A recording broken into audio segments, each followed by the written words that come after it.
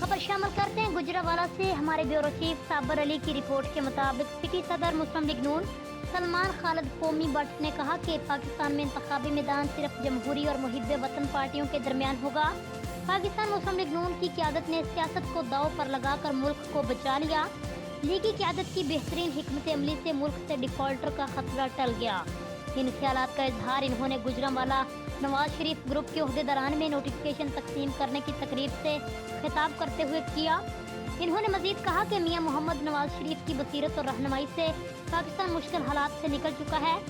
पाकिस्तान मुस्लिम league नून अवाम के दिलों में बसती है। आइंदा आने वाले आम इंतखाबात में इंशाअल्लाह मुस्लिम लीग नून वफाकी और सूबाई सतह पर हुकूमत बनाएगी।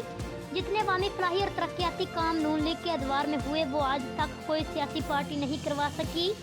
पाकिस्तान की अवाम बहुत बाशऊर है। इंतखाबात में अवाम नाअहलों के अब दोबारा झांसे में नहीं आएंगे, किसी प्रोपेगेंडे का हिस्सा नहीं बनेंगे।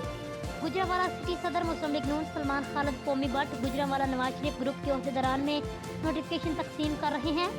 रिपोर्ट पाक 82 न्यूज़ के ब्यूरो चीफ गुजरांवाला से।